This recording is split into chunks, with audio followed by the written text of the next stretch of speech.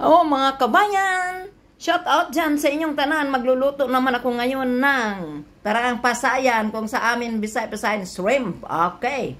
Ayan, olive oil ang akong gamitong mantika. Kay parang maging masaya at manatang makabayan. Iniibig ko ang Pilipinas o pang mayaman ang ulam ko ngayon mga kabayan. I love you all. Oh. Nainit na ang akong tararang.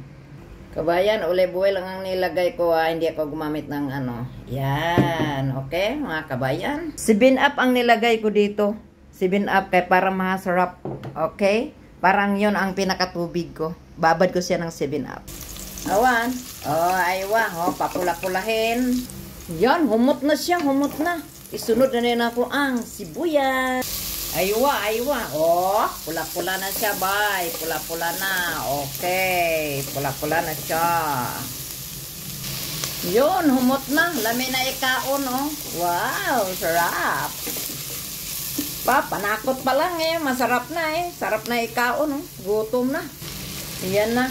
Nilagay ko na siya. Aywa. Okay. Tapos, ilagay ko na yung ang tararang. Yun, lagay ko na. Yan, imimix ko na siya. Parang maging masarap. 7-Up ang nilagay ko dito. Ang pinapakulo ko siya. Papakulo ko 7-Up. Pang mayaman ang pagkain ko ngayon.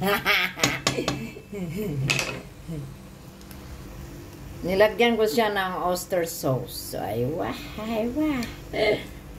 Hello guys, luto na guys. Ang akong pangmayaman na luto karon ang hipon. Hipon, sugpo, shrimp, og kanang pasayan sa amin. Pasayan. Tapos, uwang. Uwang ang galing kong magluto.